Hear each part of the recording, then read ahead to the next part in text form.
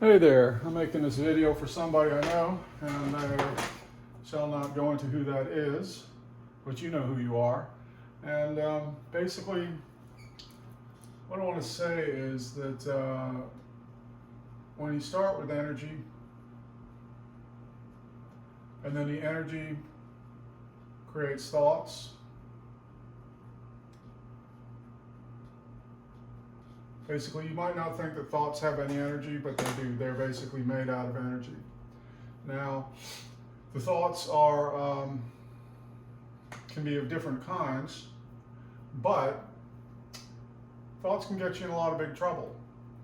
And basically, what happens is that when people have trauma, and there are all different levels of trauma. There's PTSD. There's being orphaned. There's being unsupported, unloved, violence, all sorts of things like that. So the degree can vary, the degree of trauma. But what ultimately happens is that you are here and the trauma is stored in your body. So that actually can be called, and many people do refer to this as the pain body. Right? Now that pain gets carried around, and of course when people have PTSD and go through therapies and are medicated and things like that, it's basically to address this pain body problem that's being carried along. It's in the nervous system, the organs, the muscles, everything basically. It's being carried in the body, right? So what happens when you live in a world where most people are carrying this pain? Well, what exactly do they do? How does it affect their behavior on a daily basis? And what basically happens is that they use others' interactions with other people, and that's all sorts of things. It's conversations, it's arguments, it's traffic, it's politics, and all kinds of things like that. They use these interactions to feed the pain body.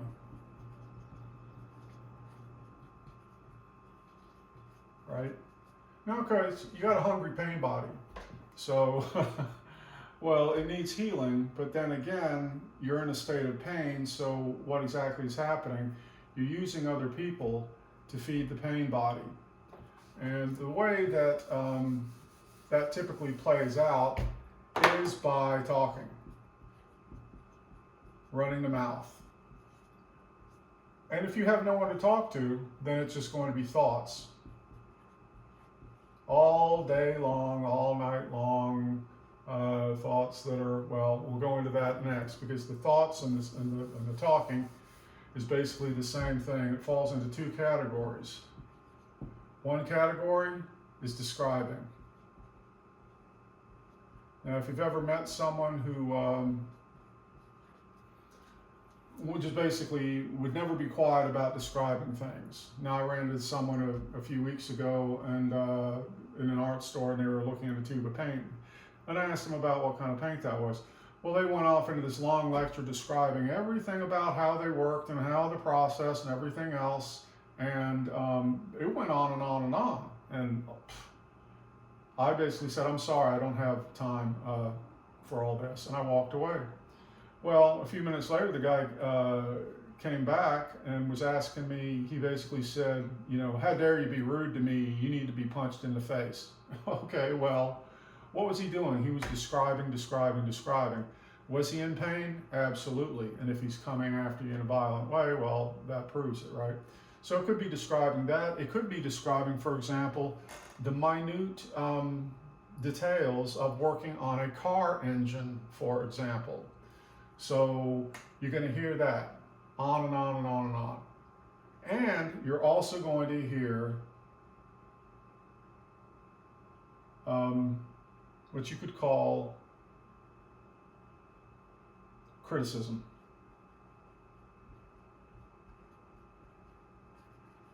criticisms, right?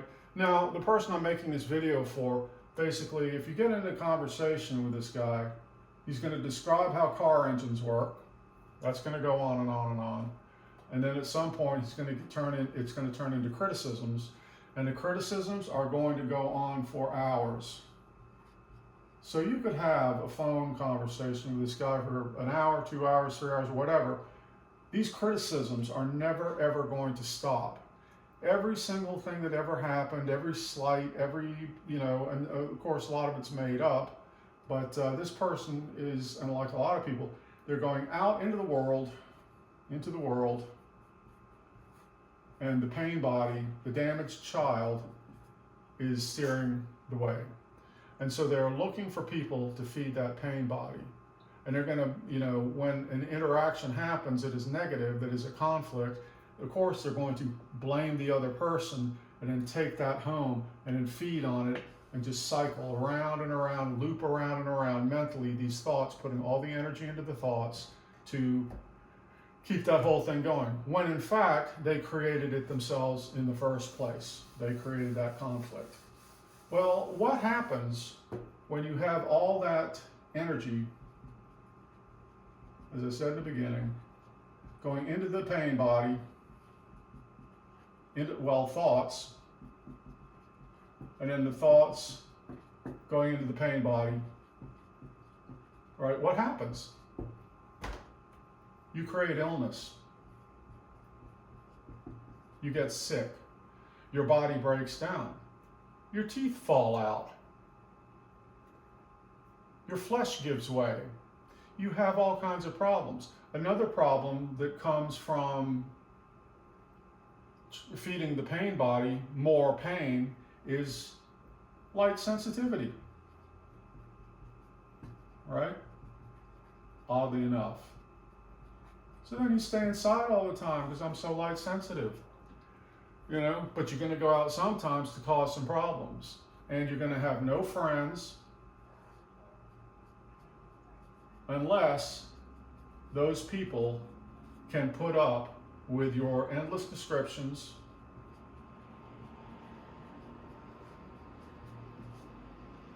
and criticisms.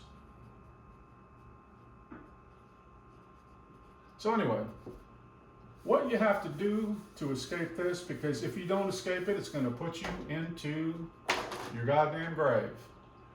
What you have to stop doing is feeding the pain body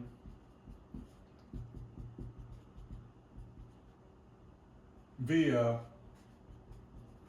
your thoughts,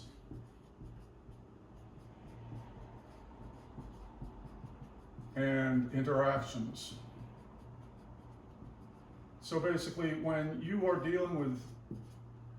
got these thoughts going through your head all the time about how bad this person was or how bad they are, blah, blah, blah, blah, blah, blah, blah, blah, blah, the more you do it, the sicker you're going to get, and the more your health is going to fall apart, and the more your relationships are going to be non-existent. So those thoughts, you need to be aware of them, and you need to stop them. Now, there's plenty of other resources out there about the pain body and how to figure out how to turn it off or to get around it or deal with the trauma. I won't go into all that here, but anyway, it's a happy, happy world we live in, ha ha, but this is what happens. And myself, it's like, certainly I have plenty of pain and trauma. I've been through these sorts of things myself. And when it comes to endlessly criticizing everything in the goddamn world, politics.